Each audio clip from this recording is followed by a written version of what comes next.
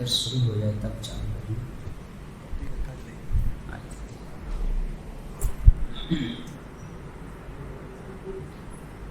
الحمدللہ رب العالمین والصلاة والسلام علی رسول اللہ وعلی آلہ وصحبہ اجمعین ومن تبعهم بإحسان إلى يوم الدين. أشهد أن لا إله إلا الله وحده لا شريك له وأشهد أن محمدا عبده ورسوله. أما بعد، قال الإمام المجدد محمد بن عبد الوهاب رحمه الله: بسم الله الرحمن الرحيم.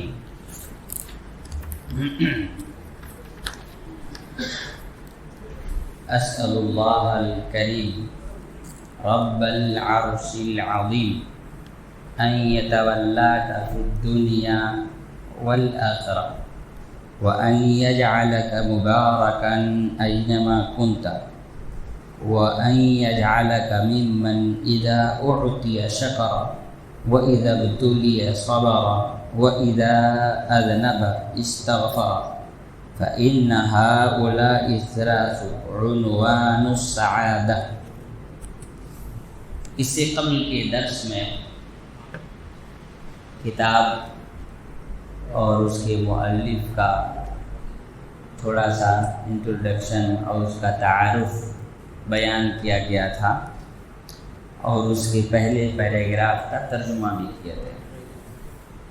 محمد بن عبد الوہاب رحمۃ اللہ علیہ امام بخاری رحمۃ اللہ علیہ کے منہج پر، ان کے طریقے پر اپنی ہر کتاب کی شروعات کرتے ہیں. امام بخاری رحمۃ اللہ علیہ صحیح بخاری کے ہر کتاب کے شروع میں لکھتے ہیں بسم اللہ الرحمن الرحیم. بسم اللہ، اللہ کے نام سے شروع کرتے ہیں جو بڑا رحم والا ہے، بڑا مہربان ہے. بسم اللہ، اس کے بارے میں شاید اس سے پہلے میں نے کبھی اس پر بیان کیا ہوں. بسم اللہ میں جو حروف ہیں با، سین، میم، الف، لام، ہا، را، حا، میم، نون، یا، یہ جو حروف ہیں بسم اللہ میں، دنیا میں کوئی بھی نام ایسا نہیں ہے جس میں ان حروف میں سے کوئی حرف نہ ہو. یہاں تک کہ بعض لوگوں نے یہ بھی کہا کہ کسی بھی لینگویج میں کوئی ایسا نام نہیں ہے دنیا میں جس میں ان حروف میں سے کوئی دوسرا حروف نہ ہو. ٹرمپ میں بھی میم آیا ہے اور بائیڈن میں با آیا ہے. یہ تو ایک الگ سی بات ہوئی. بسم اللہ، اور اس پر ہم نے اس سے پہلے درس میں گفتگو کی تھی کہ ہم اللہ کے نام سے شروع کر رہے ہیں اس امید کے ساتھ کہ اللہ تعالیٰ اس کام میں برکت عطا کرے، ہماری مدد کرے. اس سے معلوم یہ ہوا کہ اللہ کے نام ہے بسم اللہ. اب یہاں پر اللہ کو جن ناموں سے یا جن الفاظ سے پکارا جاتا ہے ان میں سے 3 لفظوں کا ذکر ہے. ایک اللہ، ایک رحمان، ایک رحیم. اللہ، اس کا معنی کیا ہے؟ محدثین اور علماء نے کہا اللہ یہ بنا ہے الہ سے، اور الہ بمعنی المألوہ. اللہ کا معنی ہوتا ہے الذی یستحق العبادہ، جیسا کہ فتح المجید میں صاحب کتاب نے لکھا جو کتاب التوحید کی شرح ہے کہ اللہ کا معنی ہوا الذی یستحق العبادہ، جو عبادت کا مستحق ہے، جس کا حق یہ ہے کہ دنیا اس کی عبادت کرے. یہ اللہ کا حق ہے. تو اللہ کا معنی ہے وہ ذات جو پورے کائنات کے سبھی مخلوقات کی عبادت کا حقیقی مستحق ہے. یہ الگ بات ہے کہ بہت سارے انسان اس کے علاوہ کی عبادت کرتے ہیں، لیکن حقیقی معنوں میں حقدار کون ہے؟ اللہ رب العالمین. تو اللہ کا یہی معنی ہے. جب بھی زبان سے ایک مومن کے لفظ اللہ نکلتا ہے، اس کا مطلب ہوا کہ وہ اس بات کا اعلان کرتا ہے کہ میرا ایمان یہ ہے کہ میں اس ذات کو یاد کر رہا ہوں جو حقیقی معنوں میں عبادت کا مستحق ہے۔ پھر الرحمن اور الرحیم، یہ اللہ تعالیٰ کے دو صفت ہیں، رحمتوں والا، رحم کرنے والا۔ للہ مئۃ رحمت، اللہ تعالیٰ کی کتنی رحمتیں ہیں؟ 100، جن میں سے ایک رحمت اللہ نے اس دنیا والوں کو دیا ہے، اور 99 رحمتیں اللہ تعالیٰ نے آخرت کے دن کے لیے اپنے پاس رکھ لیا۔ اسی رحمت کا نتیجہ ہے باپ بیٹے سے محبت کرتا ہے، ماں بیٹی سے محبت کرتی ہے، انسان انسانوں سے، جانوروں سے، یہاں تک کہ جانور اپنے بچوں سے جو محبت کرتی ہیں، یہ سب کے سب اسی ایک رحمت ہی سے اللہ تعالیٰ نے لوگوں کو بانٹا ہے۔ سوچئے کہ ایک رحمت میں اتنی چیزیں اگر آ جاتی ہیں، دنیا کا ہوا، پانی، آکسیجن، انسان کی صحت، عافیت، اتنی ساری، تو جب 99 رحمتیں جمع ہوں گی تب کیا ہوگا؟ اور یہ بات یاد رکھنا چاہیے کہ یہ ایک رحمت میں کافر، مشرک، انسان، جانور سب ہیں، لیکن 99 رحمت صرف اور صرف کس کے لیے ہے؟ جو اہل توحید ہے، جن کے یہاں پر توحید ہے۔ اچھا، یہاں پہ ایک پوائنٹ یہ یاد رکھیں کہ اللہ کے رسول صلی اللہ علیہ وسلم نے فرمایا قیامت کے دن لوگ بڑے پریشان ہوں گے، حساب کتاب شروع نہیں ہوگا، تو آدم علیہ السلام کے پاس جائیں گے کہ آپ تو ابو البشر ہیں، اللہ نے آپ کو اپنے ہاتھوں سے پیدا کیا، آپ اللہ تعالیٰ سے سفارش کیجئے کہ حساب و کتاب شروع ہو جائے۔ ہاں، تو آدم علیہ السلام کیا کہیں گے؟ نہیں، میں تو نہیں جا سکتا، ان ربی قد غضب غضبا، آج میرا رب جتنے غصے میں ہے، لم یغضب احدا قبلہ ولا بعد، نہ تو آج سے پہلے اتنا کبھی اس کو غصہ آیا تھا، نہ آج کے بعد کبھی آئے گا۔ جس دن کے لیے اللہ نے 99 رحمتیں رکھی ہیں، اس دن اتنا غصہ۔ تو سوچئے اللہ رب العالمین جہاں بڑی رحمتوں والا ہے، وہی بڑا غضب والا ہے۔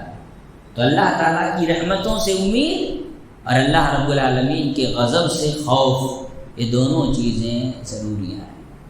خوف ہونا چاہیے گناہ کرتے وقت، اور امید ہونی چاہیے عبادتوں کے وقت، توبہ و استغفار کے وقت۔ اللہ رب العالمین رحمتوں والا ہے۔ معلوم یہ ہوا اللہ کے نام ہے، وہ بے نام نہیں ہے۔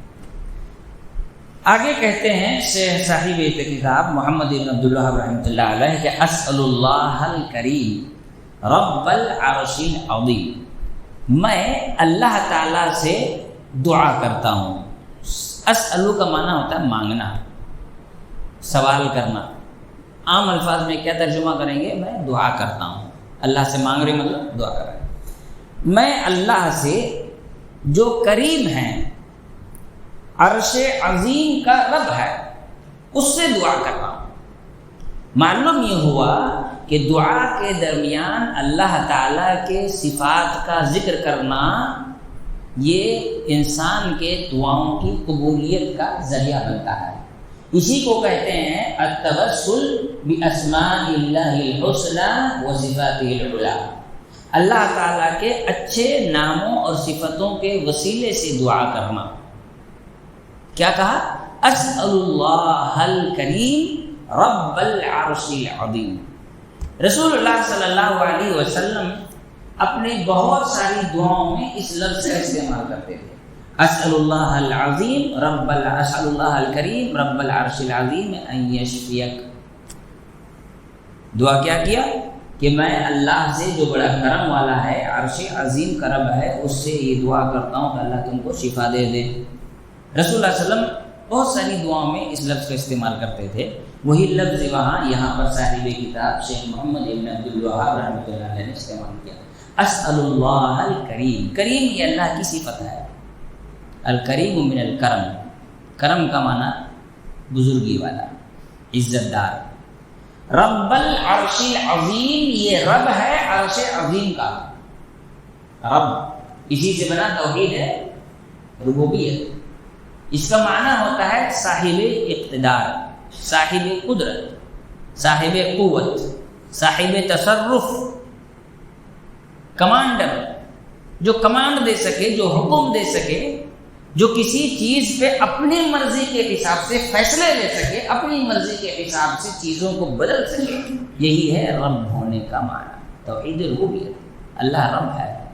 رب کا معنی ہوتا ہے مکمل مالک، مکمل طور پر کسی چیز پر ایسا مالک ہونا کہ جب چاہے، جیسے چاہے، جس طرح سے چاہے اس کا استعمال کر سکے۔ دنیا میں کوئی انسان کسی بھی چیز کا مالک نہیں ہو سکتا، ہے نا؟ آپ کے پاس زمین ہے، اب بہت ہو گیا، بلڈنگ بنائیں گے، بیچ دیں گے، بیج بو دیں گے، ہل جوت لیں گے، پانی ڈال دیں گے، پتھر پھینک دیں گے، کچرا ڈال دیں گے، یہ 2-3 چیز آپ کر پائیں گے۔ کیا اس مٹی کو آپ یہ حکم دے پائیں گے کہ تو اناج اگا؟ نہیں۔ کیا اس مٹی کو آپ مرنے کے بعد زندہ کر پائیں گے؟ نہیں۔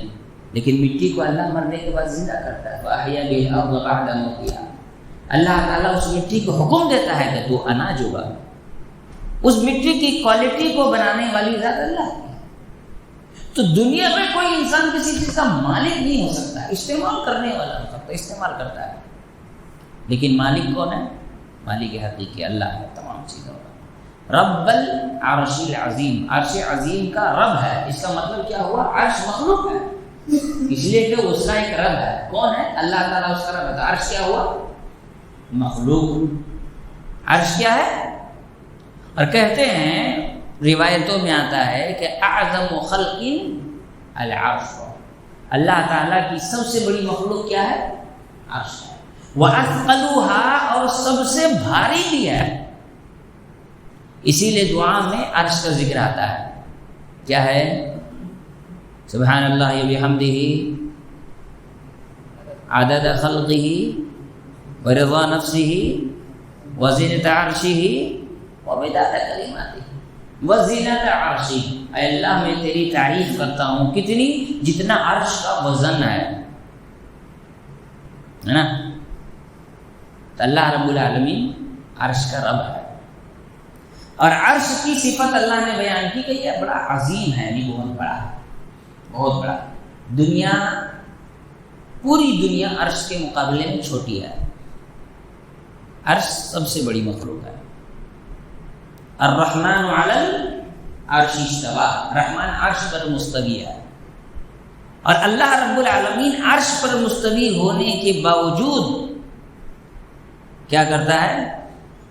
یدبر الامر من السماء الى الارض، عرش پر سے ہی، اس پر مستوی ہونے کے باوجود پوری کائنات کے سارے نظام کو اپنے حکم سے، اپنی مرضی سے، اپنی حکمت سے، اپنی قدرت سے، اپنے من سے، تنے تنہا، بنا کسی کے مدد کے، بنا کسی کے واسطے کے، بنا کسی کے سہارے کے چلاتا ہے۔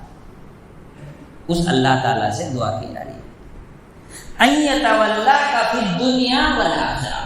کیا دعا کر رہے ہیں کہ اے اللہ، میں اللہ سے جو رب کریم ہے، عرش عظیم کا رب ہے، اس سے مانگتا ہوں کہ اللہ تعالیٰ تمہاری کیا کرے؟ یتولاک، تولا کا معنی ہوتا ہے ذمہ داری اٹھانا، فی الدنیا والآخرہ، دنیا میں بھی اور آخرت میں۔ دنیا میں اس سے بڑھ کر کوئی دعا نہیں ہو سکتی ہے کہ اللہ تعالیٰ تمہارا نگراں بن جائے، تمہارا محافظ بن جائے، تمہارا کارساز بن جائے، تمہاری ذمہ داری اللہ تعالیٰ اٹھائے، اس سے بڑھ کر دعا ہو سکتی ہے؟ اللہ تعالیٰ جس کا ولی ہو جائے اس کو فائدہ ہی فائدہ ہے۔ کیا کہا اللہ تعالیٰ نے؟ اللہ تعالیٰ نے فرمایا تیسرے پارے میں، اللہ ولی الذین آمنوا یخرجہم من الظلمات الی النور، اللہ تعالیٰ ولی ہے ان لوگوں کا جو صاحب ایمان ہے، یخرجہم من الظلمات الی النور، اس کو اللہ تعالیٰ گمراہی سے ہدایت پر لاتا ہے۔ گمراہی مطلب کفر، شرک، الحاد، بدعتیں، اور نور مطلب ایمان، اسلام، احسان، اللہ کی اطاعت، نبی کی فرمانبرداری، یہ نور ہے، نور ایمان۔ ان یتولا کا اللہ تمہارا نگراں بنے، تمہارا محافظ بنے، تمہاری اللہ رب العالمین تمہارا وکیل بن جائے، ولی بن جائے دنیا میں۔ اس کا مطلب یہ ہوا کہ جب تم کبھی بھی کوئی بھی فیصلہ لو تمہارا ہر فیصلہ صحیح ہو، اس لیے کہ اللہ تمہاری نگرانی کر رہا ہے، تمہاری حفاظت کر رہا ہے، اللہ تمہارا ولی ہے۔ ان یتولاک فی الدنیا، اللہ تعالیٰ تمہاری دنیا میں ولی بن جائے، والآخرہ، اور آخرت میں بھی۔ جب آخرت میں، آخرت کی ابتدا کہاں سے ہوتی ہے؟ قبر سے۔ آپ قبر میں گئے، اللہ آپ کا ولی ہے، آپ کو قبر میں کوئی تکلیف ہوگی؟ نہیں۔ آخرت میں اللہ آپ کا ولی ہے، اللہ تعالیٰ آپ کا اگر ولی ہو تو آخرت میں آپ کو کوئی تکلیف ہوگی؟ نہیں ہوگی۔ تو کائنات میں اس سے بڑھ کر دعا نہیں ہو سکتی ہے کہ ان یتولاک فی الدنیا والآخرہ، اللہ دنیا اور آخرت میں تمہارا ولی ہو۔ ولی کا ایک معنی دوست بھی ہوتا ہے۔ اگر یہاں یہ کہیں کہ دنیا اور آخرت میں اللہ تمہارا دوست ہو تو پھر جس کی دوستی اللہ سے ہو اس کو کوئی ٹینشن نہیں نا۔ جو بھی انسان اللہ تعالیٰ کا دوست ہوگا اس کا فائدہ کیا ہے؟ صحیح بخاری کی حدیث ہے، اللہ کے رسول صلی اللہ علیہ وسلم نے فرمایا من عادى لی ولیا آذنتہ بالحرب، جو میرے کسی دوست سے دشمنی کرتا ہے میں اس سے جنگ کا اعلان کرتا ہوں۔ اللہ کا ولی ہونے کا کیا مطلب ہوا؟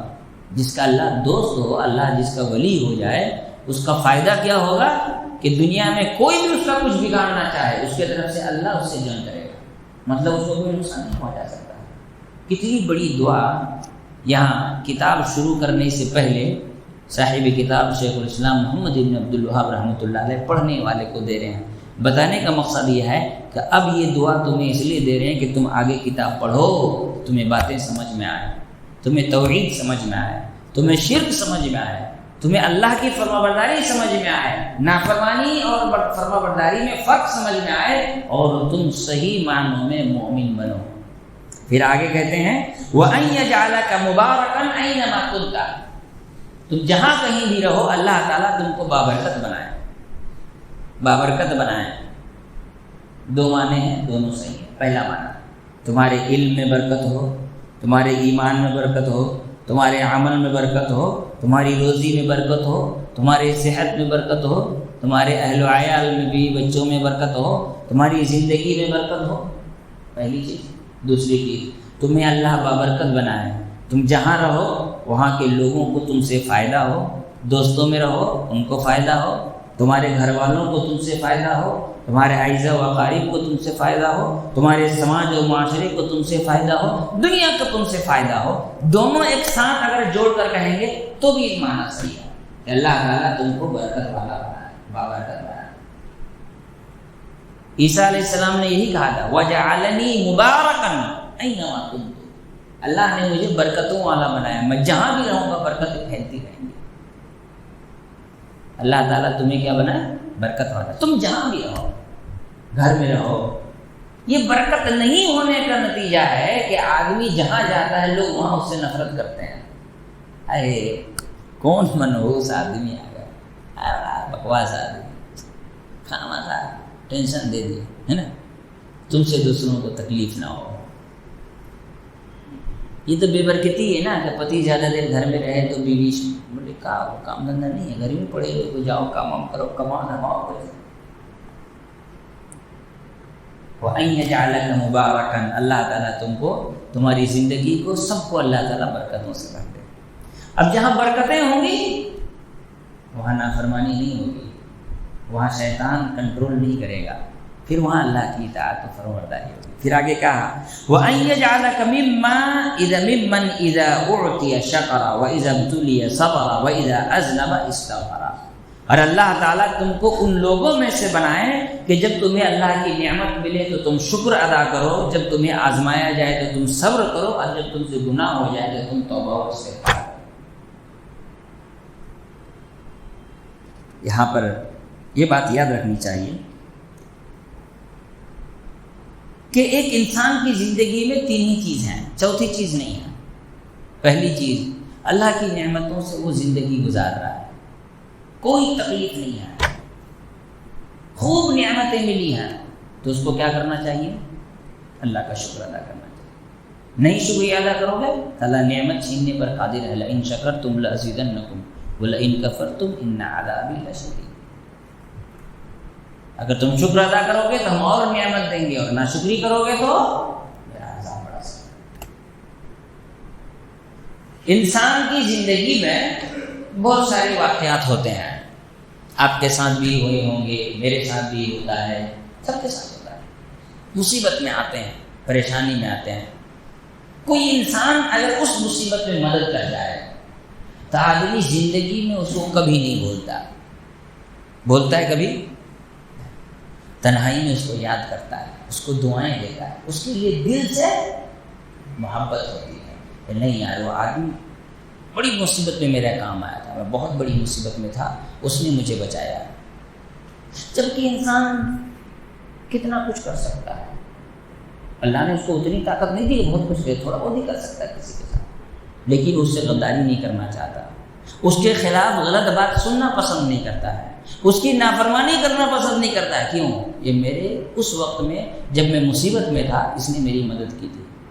سوچئے جس رب نے انسان کے لیے پوری کائنات کی چیزیں بنائی ہیں، وہ الذی خلق لکم ما فی الارض جمیعا، زمین میں جو کچھ ہے سب تمہارے لیے پیدا کیا گیا،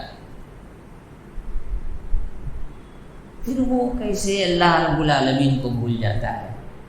وہ کیسے اللہ رب العالمین کی نافرمانی کر جاتا ہے؟ کیسے وہ اللہ کے ساتھ شرک کرنے کی جرأت اور ہمت کر لیتا ہے؟ وہ کیسے اللہ رب العالمین کے شکر ادا کرنے کے مواقع کو اپنے ہاتھوں سے جانے دیتا ہے؟ کیسے اس کے دل میں اللہ کے لیے محبت نہیں پیدا ہوتی ہے؟ سوچنے کی بات ہے۔ کوئی آدمی آپ کی بہت مدد کرے گا تو ایک تو کڈنی دے دے گا، اور کیا کرے گا؟ اس سے زیادہ کچھ نہیں کر سکتا۔ دونوں دے گا تو خود ہی پر مرا جائے گا، بہت ہوگا تو ایک تو کڈنی دے دے گا۔ اب جس نے تم کو پیدا کیا دونوں کڈنی کے ساتھ، اس کا کیا ہے؟ بیمار تھے، کسی نے اگر تم کو خون دے دیا تو بولے گا واہ بڑا آدمی ہے، اس نے میرے لیے اپنے جسم کا خون نکال کر کے دیا۔ ارے جس نے تمہارے پورے جسم کو بنایا اس کا کیا؟ ناشکری انسان کی زندگی میں کتنی ناشکری ہے، جو ملی ہے اسے بھول گیا ہے، جو نہیں ملی ہے اسی کے پیچھے بھاگ رہا ہے۔ ما یفعل اللہ بعذابکم ان شکرتم وآمنتم وکان اللہ شاکرا علیما۔ شکر گزار لوگوں پر اللہ عذاب نازل نہیں کرتا، جو ناشکرے ہوتے ہیں انہی پر عذاب نازل ہوتا ہے۔ کبھی بھی شکر گزار لوگوں پر اللہ تعالیٰ عذاب نازل نہیں کرتا۔ اللہ نے خود ہی کہا 5ویں پارے کی آخری آیت ہے، اللہ تعالیٰ تمہیں عذاب دے کے کیا کرے گا اگر تم شکر گزار اور مومن بن کے زندگی گزارے۔ شکر گزار بندے بنو، اور شکر گزاری کا سب سے بہترین طریقہ کیا ہے؟ عبادت۔ عبادت ہی شکر گزاری کا سب سے بہترین راستہ۔ اللہ کے رسول صلی اللہ علیہ وسلم رات کو عبادت کرتے تھے۔ اماں عائشہ نے پوچھا کہ اللہ تعالیٰ تو آپ کے قد غفر ما تقدم من ذنبک وما تأخر، اگلے پچھلے سبھی گناہوں کو اللہ نے پہلے ہی سے معاف کر دی، اتنی عبادت کرنے کی کیا ضرورت ہے؟ تو رسول اللہ صلی اللہ علیہ وسلم نے کیا کہا افلا اکون عبدا شکورا، کیا میں اللہ کا شکر گزار بندہ نہ بنوں؟ تہجد پڑھنا یہ شکر گزاری کا سب سے بہترین ذریعہ ہے۔ نماز پابندی کے ساتھ جو 5 وقت کی نہیں ادا کرتا اس سے بڑا ناشکر اس دنیا میں تو پہلے ہی نہیں ہوا ہے۔ اللہ کی نعمتوں کا شکر ادا کرنے والوں میں سے بنو، اس لیے کہ انسان نعمتوں سے گھرا ہوا ہے۔ وَإِن تَعُدُّوا نِعْمَتَ اللَّهِ لَا تُحْصُوهَا، تم گن نہیں سکتے تو پھر پورا حق اس کا کیسے ادا کر سکتے ہو؟ نہیں ادا کر سکتے تو جتنی ہمت ہے اتنی تو کرو۔ سبحان اللہ والحمد للہ ولا الہ الا اللہ واللہ اکبر۔ الطہور شطر الایمان، والحمد للہ وسبحان اللہ والحمد للہ تملأ تملأان، والحمد للہ تملأ المیزان وسبحان اللہ والحمد للہ تملأ تملأان ما بین السماوات والارض۔ کیا کہا گیا؟ یہ پاکیزگی آدھا ایمان ہے۔ پھر کیا کہا گیا؟ والحمد للہ تملأ المیزان، اللہ کا حمد، اس کا شکر میزان جس میں انسان کے نیکیوں کو تولا جائے گا اس کو بھر دیتا ہے۔ اور اگر سبحان اللہ الحمدللہ کہتے ہو تو زمین آسمان بھر کر اللہ تعالیٰ تمہیں نیکی عطا کرتا ہے۔ یہ کیا ہے؟ یہ اللہ کا شکر ہی تو ہے۔ اللہ کا شکر ادا کرنا سیکھیں۔ اسی لیے دعا دی جا رہی ہے کہ اللہ تمہیں ان لوگوں میں سے بنائے جو اللہ کا شکر گزار بندہ ہو۔ یہاں ایک پوائنٹ یاد آیا، اس کو بیان کر کے بات آگے بڑھائیں گے۔ انسان کی زندگی میں سب سے بڑی نعمت کیا ہے؟ نعمت توحید، ہدایت۔ اللہ نے ہمیں مومن بنایا، ہدایت دی، ہم کسی مزار پر مندر پر سر نہیں پٹک رہے ہیں، یہ اللہ کی سب سے بڑی نعمت ہے۔ دوسری نعمتیں جو نہیں ملی ان کے پیچھے تو ہم بھاگ رہے ہیں، سوال یہ ہے کہ اس نعمت کا ہم نے کب شکر ادا کیا؟ اس نعمت کی شکر گزاری کے خاطر انسان اگر دنیا کی ساری نعمتیں چھن جاتی ہیں اس کے باوجود وہ آدمی اللہ تعالیٰ سے راضی اور خوش رہتا ہے، تب بھی کم ہے اس ایک نعمت اسلام۔ اسی لیے دعا میں کیا دی گئی؟ وَأَن يَجْعَلَكَ مِمَّنْ إِذَا أُعْطِيَ شَكَرَ، کہ جب اس کو ملے تو اس پر اللہ کا شکر ادا کرے۔ اور شکر ادا کرنے کے لیے ہمیشہ اپنے سے کمزور پر نگاہ ڈالنی چاہیے۔ انظروا إلى من هو أسفل منكم ولا تنظروا إلى من هو فوقكم فهو أجدر ألا تزدروا نعمة الله عليكم۔ ہمیشہ اپنے سے کم اعتبار کے لوگوں کو دیکھو۔ اللہ نے تمہیں دو ہاتھ دیے ہیں، تم کسی لولے کو دیکھو، دونوں کان دیے ہیں کسی اندھے کو دیکھو، دونوں ٹانگ دی ہے کسی لنگڑے کو دیکھو، گھر دیا ہے تو فٹ پاتھ میں سونے والے کو دیکھو، صحت میں ہو تو ہاسپٹل میں پڑے ہوئے لوگوں کو دیکھو، کھانا کھا رہے ہو تو جو نہیں کھا رہا ہے ان کی طرف دیکھو۔ فَهُوَ أَجْدَرُ أَلَّا تَزْدَرُوا نِعْمَةَ اللَّهِ عَلَيْكُمْ، تو ایسی صورت میں تمہارے اندر اللہ کی ناشکری کا مادہ پیدا نہیں ہوگا۔ یہ زیادہ ممکن ہے کہ تم اللہ کی نعمتوں کا ناشکری نہیں کرو گے۔ ہمیشہ آدمی بڑی کی طرف دیکھتا ہے، چھوٹے کو کون دیکھتا ہے؟ کار میں بیٹھ کے کوئی تھوڑی جھانکتا ہے کہ کون کون بائک اور سائیکل میں جا رہا ہے، وہ تو دیکھ رہا ہے کہ میں سوزوکی میں ہوں تو سامنے والا مرسڈیز میں ہے، پھر ڈرائیونگ کرتے ہیں بولتا ہے پیسہ ہو نا باس میں یہ والا مرسڈیز لوں گا، یہ بولتا ہے، یہ نہیں بولتا ہے کہ بیچارہ سائیکل لے کے جا رہا ہے اس کو تھوڑا سائڈ دے دیں، الٹا ہارن مار کے اس کو چمکاتا ہے۔ وَإِذَا ابْتُلِيَ صَبَرَ، دوسری شکل دوسری صورت انسان کی زندگی میں کیا ہو سکتی ہے؟ مصیبتوں میں ہو، آزمائش میں ہو تو اسے صبر کرنا چاہیے۔ ہاں اللہ تعالیٰ آزماتا ہے، اور سب سے زیادہ اس کو جو سب سے زیادہ اللہ تعالیٰ کو پسند ہے۔ حدیث میں ہے کہ اللہ رب العالمین، اللہ کے رسول صلی اللہ علیہ وسلم نے فرمایا، اللہ تعالیٰ جب کسی سے محبت کرتا ہے تو اس کو آزمائش میں ڈال دیتا ہے۔ یہ آزمائش کئی اعتبار سے انسان کے لیے فائدہ مند ہوتی ہے۔ ایک اس کے گناہوں کے مٹانے کا، اور اگر گناہ نہیں ہے تو جنت میں درجات کے بلند ہونے کا۔ اس لیے اسلاف کے بارے میں آتا ہے، بعض سلف کے بارے میں، کہ جب ان کی زندگی میں آزمائش نہیں ہوتی تھی تو رونے لگتے تھے۔ کیوں؟ یا تو گناہ نہیں مٹ رہے ہیں، یا اگر گناہ نہیں ہے تو جنت میں جو درجات بلند ہو رہے تھے وہ درجات کا بلند ہونا بند ہو گیا ہے۔ آزمائشوں سے نفرت نہ کریں، یہ مومن کے لیے خیر کا ذریعہ ہے۔ اسی لیے حدیث میں اللہ کے رسول صلی اللہ علیہ وسلم نے فرمایا، عجبا لامر المؤمن، مومن کی زندگی تو بڑا تعجب میں ڈالنے والی چیز ہے، ان امرہ کلہ خیر، کلہ لہ خیر، اس کے معاملہ پورا کا پورا خیر ہے۔ لیس ذلک لأحد الا للمؤمن، اور یہ صرف مومن کے لیے ہے۔ اذا اصابته سراء شکر، جب اسے خوشی ملتی ہے تو شکر ادا کرتا ہے، فکان خیر لہ، تو اس میں اس کے لیے بڑا فائدہ ہے۔ وإن اصابته ضراء، جب اسے تکلیف ہوتی ہے صبر کرتا ہے، فکان خیر لہ، اس میں بھی اس کے لیے خیر ہے۔ صحیح مسلم کی حدیث ہے۔ تو صبر کرنا، استعینوا بالصبر والصلاۃ، اللہ تعالیٰ کی مدد چاہیے تو صبر اور نماز کو لازم پکڑو۔ جو صبر کرے گا، جو نماز کی پابندی کرے گا، اللہ اس کی مدد کرے گا۔ صبر تین طرح سے ہوتا ہے۔ نمبر ایک، انسان نیکی کرے تو اس کو صبر کی ضرورت ہے۔ کیوں؟ اس لیے کہ کبھی کبھی نیکی انسان کے سامنے ایسے شکل میں آ کر کھڑی ہوتی ہے کہ جب انسان کو تھوڑا سا موڈ آف ہو جاتا ہے نا، کبھی کبھی ہوتا ہے انسان کے ساتھ، اس کو صبر کے، سردی کا موسم ہے، ایک دم مست آدمی، ایک دم 5000 روپے والا خوبصورت نرم ملائم والا کمبل خرید کر کے ایک دم بنیان اتار کر کے سویا ہوا ہے، مزہ آ رہا ہے سونے میں، نماز پڑھ لی، ابا ہے اٹھ چل نماز پڑھنے چل، منہ بگاڑ لیا نماز پڑھنے جانا، کون اتنی سردی میں نکلے، ٹھنڈا پانی سے وضو بنائے، پھر بھی کپڑا پہنو، پھر نماز پڑھنے، اتنی اچھی نیند آ رہی تھی، ابھی میں خواب میں جلیبی کھانے والا تھا، سب خراب ہو گیا۔ تو اس عبادت کے لیے بستر سے اٹھ کے آئے گا تو صبر کی ضرورت ہے۔ نیکی کرنے کے لیے صبر کی ضرورت ہے، گناہ چھوڑنے کے لیے صبر کی ضرورت ہے۔ گناہ میں بڑا مٹھاس ہے نا، گناہ میں لذت نہیں ہے۔ ابھی چوری کر کے آدمی پیسہ لے گا اور اس سے جب بائک خریدے گا تو مزہ نہیں آئے گا اسے، پیدل چلنے سے بہتر ہے نا وہ، تو مزہ آ رہا ہے۔ زنا کرتا ہے تو مزہ آئے گا کہ نہیں، اس کو مزہ آئے گا۔ گناہ میں بڑی لذت ہے، یہ نہیں کرنا ہے، نہیں کریں گے، چھوڑ دیا گناہ۔ کلیجے کا کام ہے، گناہ چھوڑنا مردانگی کی نشانی ہے۔ ہجڑے ہوتے ہیں جو گناہوں کے پیچھے بھاگتے ہیں۔ کلیجہ چاہیے گناہ چھوڑنے کے لیے، نہیں کریں گے، نہیں کھائیں گے حرام، نہیں پڑیں گے شہوتوں کے پیچھے، نہیں پڑیں گے اس طرح کے حرکتوں میں۔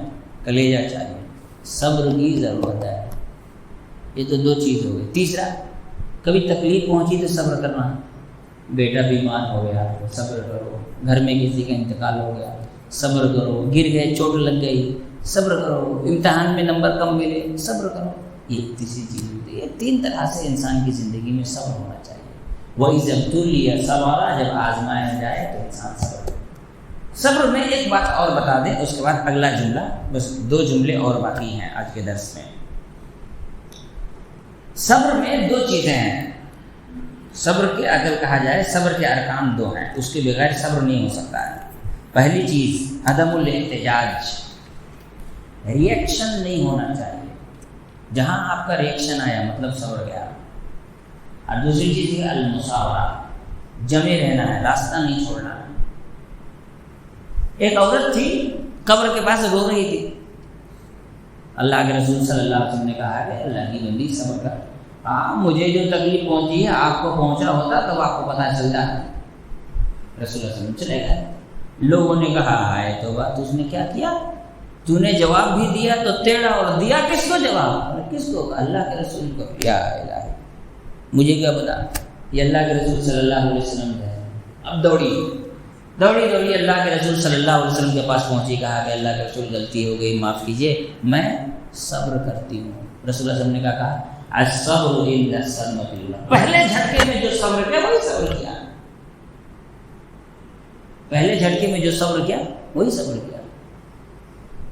اب لے کے جا رہے تھے، نئی چمچماتی کار نکالے شو روم سے، لے کے چلا رہے ہیں، پیچھے سے کوئی منچلا بائک کا ٹھر دیا، ٹھوک دیا، نکلا کار سے 50-60 گالی ایک سانس میں لیا۔ اس کا بولتا ہے جائیے نا کیا بچوں کو مل جا، تم جیسے لوگ صبر کر لیا۔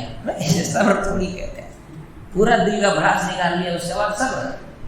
گھر میں کسی کا انتقال ہوا، 5 دن 7 دن تک جی کھول کے رویا، اس کا بولتا کیا کریں بھائی، اللہ کی مرضی ہے، صبر کرتے ہیں۔ بس اس کو کون کہا یہ صبر ہے؟ اسے صبر کہتے ہیں۔ پہلے جھٹکے میں، پہلے مرحلے میں، پہلے سیکنڈ میں جس نے صبر کیا وہی اصل ہے۔ عدم الاحتجاج، ریئیکشن آپ کا بتائے گا کہ آپ کے اندر کتنا صبر ہے۔ یہ بات یاد رکھنا چاہیے۔ ہمارے یہاں آدمی صبر کو بھی مذاق بنا لیا ہے۔ جب کسی سے وہ بدلہ نہیں لے پائے گا تو بولتا ہے صبر کرنا چاہیے، اور جس سے بدلہ لے سکتا ہے پھر وہ بولتا ہے غیرت کو للکار رہا ہے میرا۔ وہ اس سے پہلے قصہ سنایا تھا اپنوں، وہ پاکستان کے ایک رائٹر تھے، تھوڑا ہیومر ان کے رائٹنگ میں ہوتی تھی، نام تھا خٹک، اب نہیں معلوم کیا نام تھا، فیس بک میں اسی نام سے لکھتے تھے۔ اس نے کہا کہ میری لڑائی ایک پہلوان سے ہو گئی تو مجھے رسول اللہ صلی اللہ علیہ وسلم کا صبر یاد آیا۔ مجھے اس پہلوان کے سے لڑے گا تو صبر ہی کرے گا، کیا کرے گا؟ تو میں نے صبر کر لیا، اس کو معاف کیا۔ کچھ دن بعد میری لڑائی ایک غریب آدمی سے ہوئی تو مجھے اس بات کا احساس ہوا کہ مومن کو غیرت مند ہونا چاہیے، اور ابھی وہ آدمی ہاسپٹل میں ایڈمٹ ہے۔ مطلب سمجھ میں آیا؟ ہاں، غیرت اتنی جاگی کہ جم کے کٹائی کی اس کے۔ تو ہمارے یہاں یہی ہے، اپنے سے کمزور جو ملا اس کے اوپر مار پیٹ سب کرے گا، وہاں صبر، ہاں وہ میرا نقصان کر رہا ہے میں صبر کرتا رہوں۔ اور اپنے سے بڑا کوئی آدمی ہے جب کچھ کر نہیں سکتا ہے، مار نہیں سکتا ہے، پیٹ نہیں سکتا ہے، بدلہ نہیں لے سکتا ہے، معاف کرنا چاہیے، مومن کو صبر کرنا چاہیے۔ یہ منافقت ہے، یہ صبر نہیں ہے۔ صبر تو یہ ہے کہ جب آپ کسی سے بدلہ لینے کی طاقت رکھیں، اس کے باوجود آپ بدلہ نہ لیں، جیسا کہ اللہ کے رسول صلی اللہ علیہ وسلم نے مکہ فتح ہوتے وقت کیا تھا، یوسف علیہ السلام نے اپنے بھائیوں کے ساتھ کیا تھا۔ یہ ہے معافی اور یہ ہے صبر، وہ ہونا چاہیے۔ یہ ہو گیا صبر۔ دوسری چیز کیا ہے؟ المصابرہ، راستہ نہیں چھوڑنا ہے۔ آپ کسی کو نماز کے لیے دعوت دیے، اس نے آپ کو 2 گالی دے دی، ہم تم کو نماز کے لیے بلا رہے ہیں، تم کو گالی دو، زندگی میں تم کو بات نہیں کریں گے، دوبارہ تم کو دعوت نہیں دیں گے، دوبارہ تم کو نصیحت نہیں کریں گے، چھوڑ دیا۔ یہ صبر نہیں ہوا۔ صبر کیا ہے؟ حضرت عمر رضی اللہ تعالیٰ عنہ کے بارے میں آتا ہے، وہ کہتے ہیں کہ رسول اللہ صلی اللہ علیہ وسلم میرے پاس دعوت تبلیغ کرنے آتے تھے، میں کبھی کبھی ایسی حرکت کر جاتا تھا کہ لگتا تھا کہ دوبارہ رسول اللہ صلی اللہ علیہ وسلم نہیں آئے گے، پھر دوسرے دن نظر آتے تھے، پھر نصیحت کر دے۔ آدمی کام سے پیچھے نہیں ہٹنا چاہیے، نہیں یار اس کو بولنے کا فائدہ نہیں ہے، مانتا نہیں ہے، صبر کیجیے، بولتے رہیے۔ صبر ڈٹے رہنے کا نام ہے۔ وَإِذَا أَذْنَبَ اسْتَغْفَرَ، اور جب گناہ کا صدور ہو جائے تو استغفار کرے، توبہ، استغفار۔ انسان کو اس بات کا احساس دلاتی ہے کہ تمہارا کوئی حساب کرنے والا ہے، تمہارا کوئی حساب کرنے والا ہے۔ استغفار انسان کو اسی بات کا احساس دلاتا ہے۔ توبہ، استغفار۔ اللہ کے رسول صلی اللہ علیہ وسلم نے کیا کہا؟ توبوا الی اللہ، اللہ تعالیٰ سے توبہ کرو۔ انی استغفر اللہ واتوب الیہ فی الیوم اکثر من 70 مرہ، میں ایک دن میں 70 سے زائد مرتبہ توبہ استغفار کرتا ہوں۔ ایک جگہ 100 مرتبہ کا ذکر ہے۔ عبداللہ بن عمر رضی اللہ عنہ کہتے ہیں کنا نعوذ برسول اللہ صلی اللہ علیہ وسلم فی المجلس الواحد رب اغفر لی وتب علی انک انت التواب الرحیم فی 100 مرۃ۔ ہم اللہ کے رسول صلی اللہ علیہ وسلم کو ایک مجلس میں رب اغفر لی وتب علی انک انت التواب الرحیم 100 مرتبہ پڑھتے ہوئے سنتے تھے، ہم گنتے تھے، نعوذ گنتے تھے، 2 3 4 کر کے گنتے تھے۔ صحابہ اکرام کو دیکھیے کتنا دھیان دیتے تھے اللہ کے رسول کی زندگی میں، کچھ پڑھ رہے ہیں مجلس میں تو گن رہے ہیں 2 3 4 5 100 مرتبہ۔ ہم لوگ یہاں لوگ کچھ اور گنتے ہیں۔ ہمارے ایک استاد تھے، اور تقریر پڑھاتے پڑھتے جو ہے یہ لفظ ہوتے تھے، جو ہے، تو ایک مرتبہ بچوں نے گنا کہ 1 گھنٹے 45 منٹ کا اس میں جو ہے کتنے بار بولے، تو بچوں نے گنا۔ ویسے میں بنگلور میں تھا تو مدرسے میں پڑھاتا بھی تھا، تو خلیل الدین پڑھا رہا تھا، تو اب ظاہر سی بات ہے وہ عربی ناول کی ہے عربی میں، اب ناول کی عربی تھوڑی ہوتی ہے، ناول کا لینگویج ہوتا ہے تھوڑا ٹیڑھا ہے، تو بتاتے بعد میں ہے کہ نہیں، یہ عادت چھوٹ گئی میری، بولتا تھا میں ہے کہ نہیں۔ تو ایک دن وہ جو بچے پڑھ رہے تھے وہ لوگوں نے گنا، گن کر کے مجھے کہا کہ آپ 45 بار کل پڑھاتے ہوئے ہے کہ نہیں بولے ہیں۔ تم لوگوں کو یہی گننے ملا تو کچھ اور نہیں ملا۔ صحابہ اکرام رسول اللہ صلی اللہ علیہ وسلم کی دعاؤں کو گنتے تھے، کتنی دفعہ پڑھے۔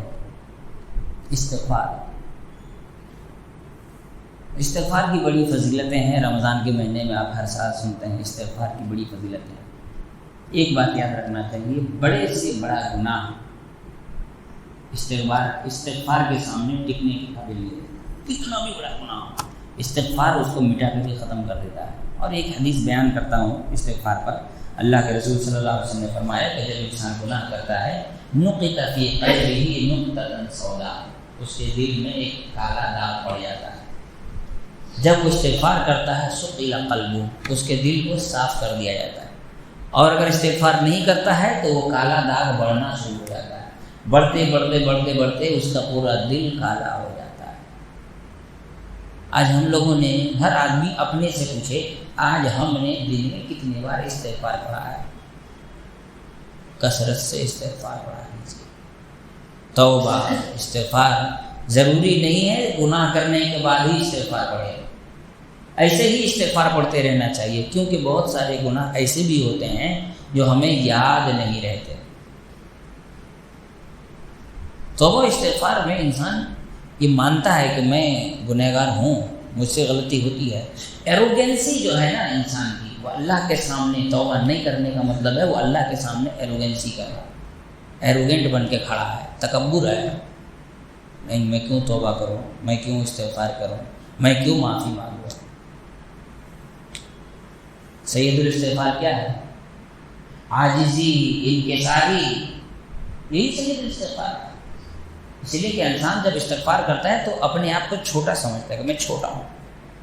اللہم انت ربی لا الہ الا انت خلقتنی انا عبدک وانا علی عہدک ووعدک ما استطعت اعوذ بک من شر ما صنعت ابوء لک بنعمتک علی وابوء بذنبی فاغفر لی فانہ لا یغفر الذنوب الا انت۔ جا کے ترجمہ دیکھیے، میں تیرا بندہ ہوں، تو نے مجھے پیدا کیا ہے، تو میرا رب ہے، تیری ساری نعمتوں کا میں اقرار کرتا ہوں، تیرا وعدہ پورا کرنے کی کوشش کر رہا ہوں اپنی طاقت بھر، میں تیری نعمتوں کو مانتا ہوں، میں اپنے گناہوں کو مانتا ہوں، تو مجھے معاف کر دے کیونکہ تیرے نام کے معاف کرنے والا ہے۔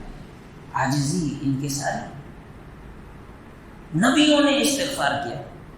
اور مومن کی پہچان یہ ہے کہ اذا فعلوا فاحشۃ او ظلموا کیا انفسهم ذکروا اللہ فاستغفروا۔ مومن وہ ہے کہ جب ان سے کوئی غلطی ہو جائے تو فوراً اللہ کو یاد کرتا ہے اور فوراً توبہ کرتا ہے۔ نہیں آج اس سے تو گناہ کی ہے کل توبہ کریں گے، نہیں، آج غلطی ہوئی ہے آج ہی توبہ کیجیے، ابھی توبہ کیجیے، ابھی غلطی ہوئی ہے ابھی توبہ کیجیے، دیر مت کیجیے، کہیں ایسا نہ ہو کہ بہت دیر ہو جائے، سانس رک جائے۔ اور توبہ اللہ تعالیٰ کو اتنا پسند ہے کہ اللہ تعالیٰ انسان کے لیے توبہ کا دروازہ اس کے موت کا وقت آنے تک یا پھر سورج کے پچھم سے نکلنے تک کھول کر کے رکھا ہے۔ اور اپنے لیے تو اپنے لیے، دوسروں کے لیے بھی توبہ کرنا چاہیے، استغفار، اپنے بھائیوں کے لیے، ماں باپ کے لیے۔ دنیا میں کسی انسان کو یہ طاقت اللہ نے نہیں دی کہ وہ اپنے پاسٹ کو جا کر کے سدھارے۔ ہے آپ سے کوئی کہے کہ آپ کی زندگی میں کون سی غلطی ہوئی، تو آپ کو کوئی نہ کوئی ایک غلطی یاد آئے گی کہ کاش مجھے موقع ملتا تو میں اپنے پاسٹ میں جا کر اس غلطی کو سدھارتا، ہے نا؟ سب کے، میری بھی زندگی میں ایک ہوا، میں ایک مدرسہ چینج کیا تھا، آج سوچتا ہوں کاش نہیں چینج کیا ہوتا، ہے نا؟ تو ہر انسان کی زندگی میں ایسا ہوتا ہے۔ لیکن توبہ ایک ایسا عمل اللہ نے دیا ہے کہ اپنے پاسٹ کو سدھارنے کا ایک ذریعہ ہے۔ آج سے 40 سال پہلے آپ نے گناہ کیا ہے، اب توبہ کریں گے وہ گناہ مٹ جائے گا۔ آپ کا پاسٹ سدھرا کہ نہیں سدھرا؟ توبہ ایک ایسا ذریعہ ہے جس میں انسان کو اس کے پاسٹ کو سدھارنے کا ذریعہ اللہ نے دیا۔ وَإِذَا أَذْنَبَ اسْتَغْفَرَ، جب گناہ کرے تو استغفار کرے۔ 3 شکل ہوئی، نعمت ملے تو شکر ادا کرے، پریشان ہو تو صبر کرے، اور گناہ ہو جائے تو استغفار کرے۔ کہتے ہیں فَإِنَّ هَؤُلَاءِ ثَلَاثُ عُنْوَانُ السَّعَادَةِ، اس لیے کہ یہی تینوں عنوان السعادہ، سعادت مندی کے، خوش بختی کے، نیک بختی کے ایڈریس ہیں، راستے ہیں، ذرائع ہیں۔ جس کے اندر یہ تینوں چیزیں آ گئیں وہ انسان کامیاب ہے، وہ انسان کامیاب۔ اور یہ تینوں چیزوں پر غور کریں گے، تینوں کے تینوں چیزوں کا توحید سے بڑا گہرا تعلق ہے۔ آدمی اللہ کا شکر ادا کرے گا، توحید، صبر کرے گا اللہ کے لیے، توحید، توبہ کرے گا، توحید، توحید کو مضبوط کرتی ہے چیزیں۔ تو یہ یہاں شیخ الاسلام امام محمد بن عبد الوہاب رحمۃ اللہ علیہ نے پہلا پیراگراف مکمل کیا۔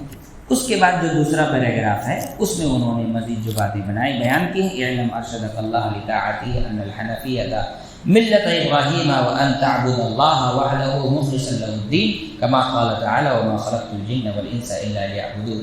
انشاءاللہ اگلے درس میں اس پیراگراف پر ہم بات کرنے کی کوشش کریں گے۔ اللہ تعالی ہم تمام لوگوں کو سمجھنے کی توفیق عطا فرمائے۔ کتنا لمبا ہوگا؟